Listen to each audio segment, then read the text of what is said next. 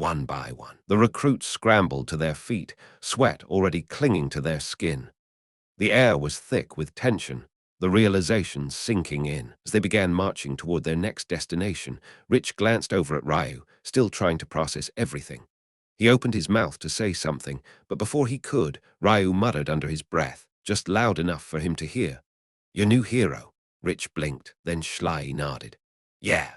And for the first time, he wasn't laughing. The long day had only just begun.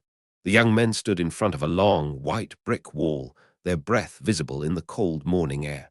Their street clothes, stained with sweat and exhaustion from travel, clung to them. The weight of sleeplessness still hung over the group, but no one dared to complain, not after the morning they'd already had. Then, whoosh, a sudden blast of ice-cold water hit them like a truck. The recruits flinched as the high-powered hose swept down the line, soaking them instantly. "Welcome to cleanliness, you filthy sacks of garbage," the officer bellowed. Some recruits sputtered, trying to shield their faces, but the relentless stream didn't let up. The water hit hard, washing away the dirt, the sweat, and whatever lingering stink they had carried with them. Most of them were miserable, but not Rich. Rich let out a long exhale as the cold water smacked against his skin, shaking the last remnants of sleep from his body. "Woo, now that's what I needed," he said, rolling his shoulders as the water poured over him. He tilted his head back and let the stream blast his face. "Man, this is better than coffee." Ryu, standing beside him, shivered violently, his arms stiff at his sides. "You're insane," he muttered, teeth chattering. Rich grinned and gave him a friendly nudge. "Nah, man, think about it. We stank. Like bad. This is doing us a favor." Ryu just groaned in response, tightening his jaw as another wave of water hit. The officer stomped along the front of the group, his voice booming over the roar of the hose. "You stink, every last one of you. I can smell you from across the garden base. You think I'm letting you in smelling like a pack of wet sewer rats? Hell no. This is a garden reset. You come here disgusting, you leave clean." Another blast of water shot out, knocking over one of the skinnier recruits. The officer barely acknowledged it as he continued. "Put your arms up. Let that filth wash off. Don't act like you've never seen water before." Rich obediently lifted his arms. "Man, they should have started with this. I feel brand new." He turned his head toward Ryu, grinning. "Come on, dude, tell me you don't feel at least a little better." Ryu was still shivering, but the scowl on his face softened just a bit. "I mean, yeah, I guess." Rich smirked. "See, just gotta enjoy the little things." The hose finally cut off, leaving them dripping, their clothes hanging heavily on their bodies. The officer let the silence stretch before stepping forward. The words sliced through the cold air. Some of the recruits hesitated. Rich, however, had already started peeling off his soaked shirt, slapping it against the ground like a dead fish. "About time. These things smell worse wet," he said, kicking off his shoes. Ryu hesitated for half a second but sighed and followed suit. "Down to your skivvies," the officer barked. "You ain't bringing those filthy rags inside. Everything you're wearing is getting burned. If I see anyone hesitate, I'll rip that shit off myself. Move." One by one, the recruits stripped down. Some looked around nervously, others clutched their arms over their torsos as if it would somehow keep them warmer. Rich, he stretched his arms behind his head, standing tall in nothing but his underwear, completely unbothered. "Man, I haven't been this fresh in years." Ryu gave him a tired look. "You're really enjoying this?" Rich shrugged. "Why not? I mean, what else we gonna do, complain?" He grinned. "Besides, this is already shaping up to be a hell of a story."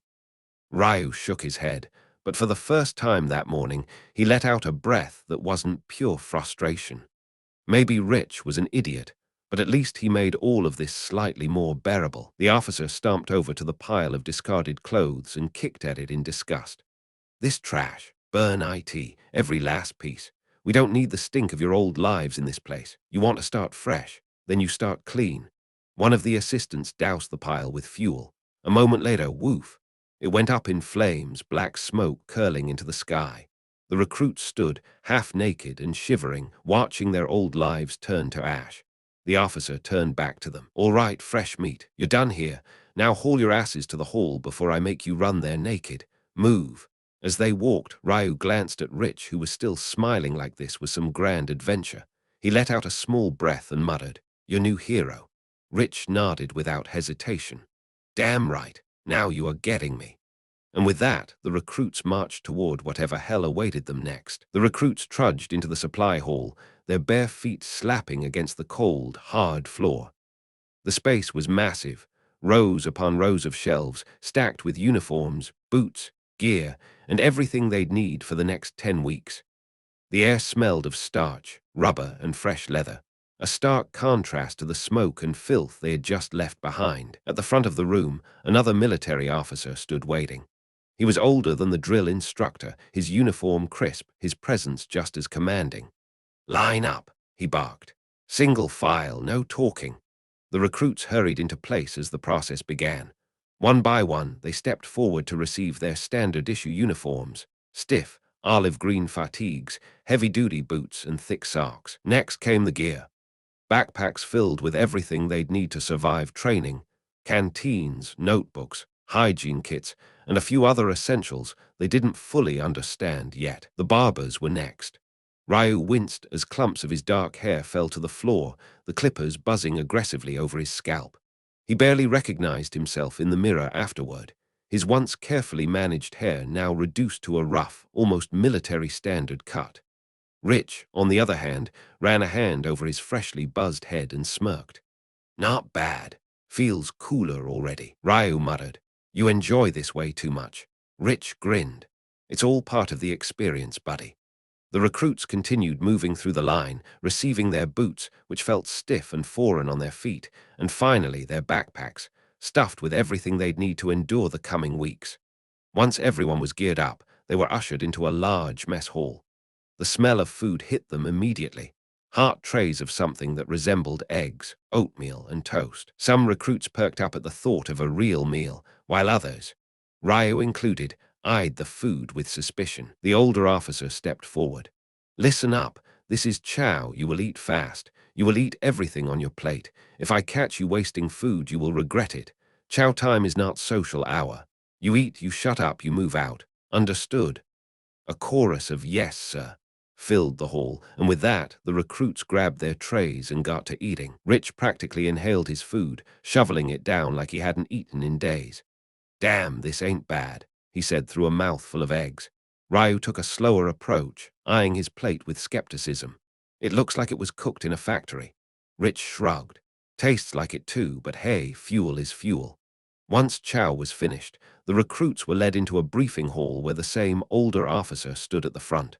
Behind him, a massive screen flickered to life, showing footage of men running, climbing, crawling, and at times, failing in gruesome ways. The obstacle course. "This," the officer said, his voice calm but firm, "is your test."